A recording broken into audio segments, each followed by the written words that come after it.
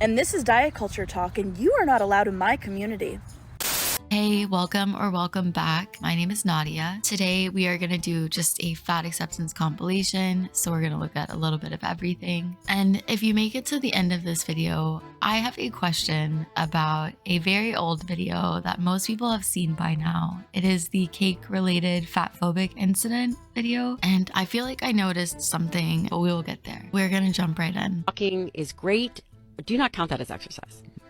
I'm so glad you said that. It is the This video unintentionally illustrates why the solution to fat phobia is not and never will be weight loss, because no matter what you do, they're always going to move the bar. I slowed that down and I think it's still hard to understand. What she said was, this clip unintentionally illustrates why the solution to fat phobia is never and will never be intentional weight loss. Because no matter what you do, they're always gonna move the bar. And I don't agree with that podcast host or whoever that is, but this feels really personal for her. Because to them, fitness is not actually an act of something that is good for your body. It is in fact a punishment for the social deviance of fatness. That is why if you are fat and you find a form of exercise that you enjoy and is good for your body, is low impact or low intensity or God forbid fun, they're going to tell you that it is not good enough because they don't want you to benefit from exercise. They want to hurt you with it. Other people want to hurt you with exercise. That is really how she's trying to twist this woman's words. But even worse than that is she seems to actually believe this, judging by the look on her face. It's intense. And 1,600 people almost have liked this, which is basically 1,600 people saying, yeah, that tracks. That's not crazy at all. Walking is great, but do not count that as exercise. I'm so glad you said that. It is the strange. I don't know when that started. I don't know either, and if we don't challenge the way... I feel it's like the last 5 or 8 years, like, so walking is exercise? Yeah, this isn't an effective way to deliver a message to people by sort of belittling and condescending them. But we can critique this without reducing them to people who just want to hurt other people with exercise. The hell is that? This is activity of daily living. Right, like, Get after it. humans walk. Exactly. Like, that's not exercise. Exactly. Like, talk about the lowest possible standard. Like, I don't mean to offend anybody, but like, I mean, maybe if you haven't worked out in forever, start with a walk. But my gosh, you're not exercising. No, it is exercise. And I encourage everybody to walk as much as they are able to. Come to a gym with me and you'll see someone exercise, right? Yeah, being kind of weird, man. So here is my recommendation. There is no replacement for resistance training. And this is not to offend doing yoga. And people get very upset about their modality of exercise. God forbid that there is a problem. I need to be able to lift my 40-pound 4-year-old up and throw my other 2-year-old on my shoulder. And if I need to sprint and lift both of those little suckers, I got to be able to do that. Yeah. I do understand what she's trying to say here, so I want to elaborate a bit. There are benefits from strength/resistance training that you cannot get from light to moderate cardio like walking. For those who don't know, I am a certified personal trainer, and I'm going to emphasize again that walking is great. It is one of my favorite things to do, but people start to lose muscle mass around their 30s, and the decline happens at a consistent rate of about 5% loss per decade from that point on. So this is where strength training can really impact our quality of life. That does not mean that walking isn't exercise, but programming to build muscle will include more than walking. And real quick, I just want to shine a light on this absurd comment where someone said their whole reasoning of being prepared for life and emergencies is so doomsday prepper to me. It's important everyone can carry their family members in case of a fire. It's kind of scary to think about being surrounded by other humans who view this as some goofy reason to be in shape. Okay, so this comment is a great example of bias. The comment that is apparently a great example of bias is, if they aren't capable of the job, why would they give them the role? So apparently having specific standards for hiring someone is now bias. And there's two things that I notice with this comment. The first thing is that there's the belief that fat people aren't capable. And the second thing is that disabled people shouldn't be given jobs. That is the straw man of the week for sure. Nowhere did that comment say or even imply that disabled people shouldn't be given jobs. But of course, that's what she's going to reply to, because explaining why someone should be given a job they're not qualified for is going to sound ridiculous, and explaining that people with disabilities have a right to work is going to sound virtuous. So the question to consider is, how will this person's bias cause harm? You know, I would actually be interested in listening to fat acceptance activists answer that question. Well, one, if they're someone who hires people, then they're going to be actively perpetuating anti-fat bias by preferring smaller bodied candidates. And two, if we are lucky to live long enough, we will all become disabled if we're not already disabled. So this person is either disabled or pre-disabled.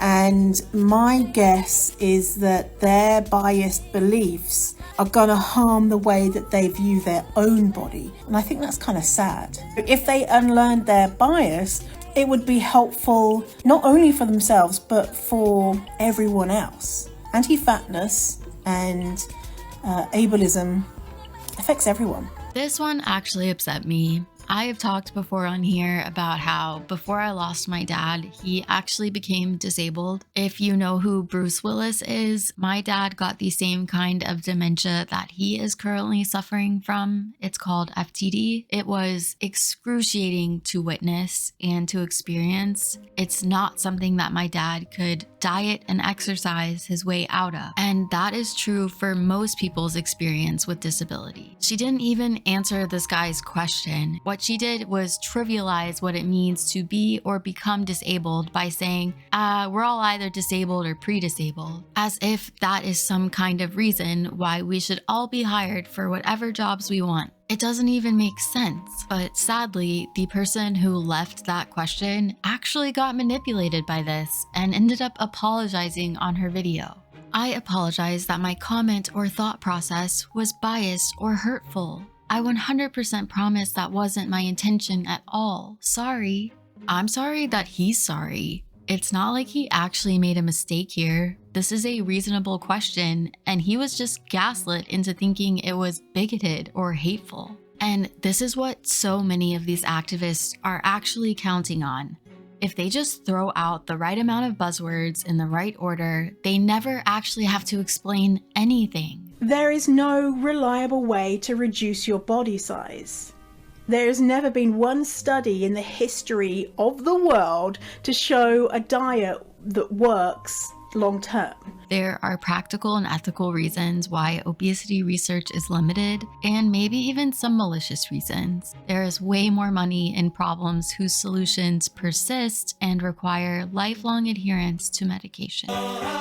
Of course you can lose weight and you can go and starve yourself or have a lifestyle change and lose weight, but in a year, 2 years, 3 years, 4 years, 5 years, are you going to still be at that lower weight? Studies show no. You could starve yourself or change your lifestyle. Basically the same thing, right? Again, EDs only matter when fat acceptance activists want to use them for their own benefit. When they are not using EDs as shields from criticism or dissent, they consistently trivialize them.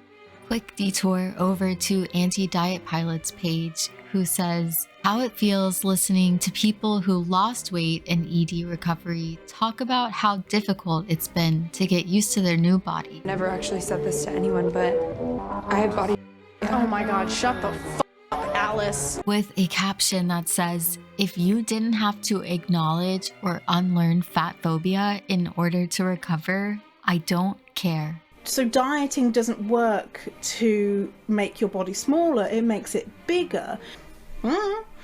Of course, I'm not a doctor, but I'm just looking at the science and what I would do personally myself. You gotta love that she is willing to establish a causal link between dieting and weight gain while simultaneously dismissing that weight loss is even a possibility. She definitely sounds just like Aubrey. Oh, we have no idea how people become obese, but we definitely know that telling people to lose weight makes them fatter. Science rules. All right, someone told Marissa that they had a widowmaker heart attack at age 56 when they were morbidly obese. So they are actively encouraging her not to end up like them. And this is her very rational response. Hello there. So I did not ask for your free advice. I don't want your free advice. For the entire duration of my time on the internet, I have never, not once, wanted anyone's opinion or health advice because it's unwanted, because I do not want it.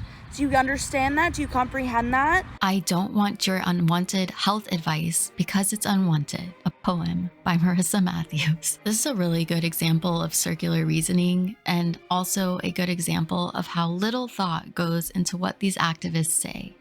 Do you have enough literacy skills to understand what the fuck I'm saying? And also, I don't give a fuck about you. I don't care about your stats. I don't give a shit.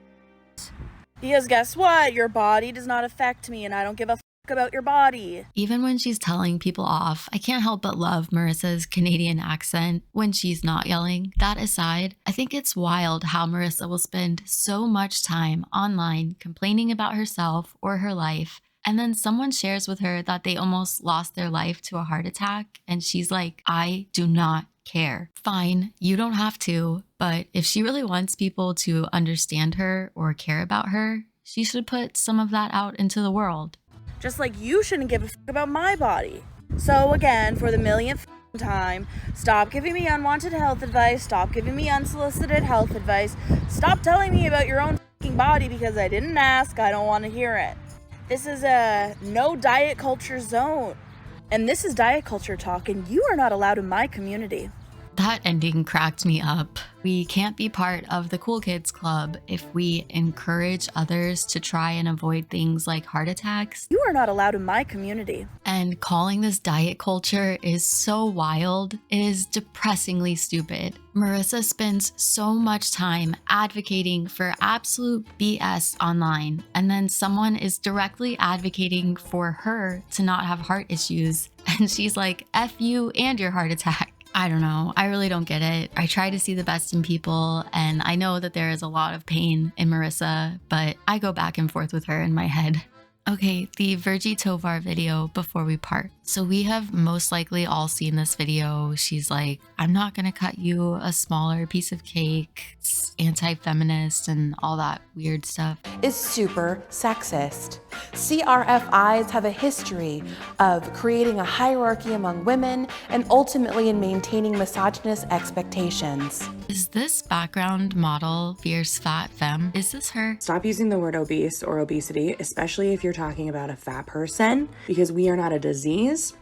We are not scientific experiments, we are people. It really looks like her to me, and it's something I've never noticed before, so I was definitely amused when I noticed it this time. But somebody let me know, because I could not confirm it anywhere. We are going to end this one here for today. Thank you so much for making it all the way to the end if you are still here. Let me know your thoughts on all the weirdness we watched today down below. Don't forget to give the video a like if you liked it and subscribe if you haven't already. I will have another video up soon. Everybody take care until then.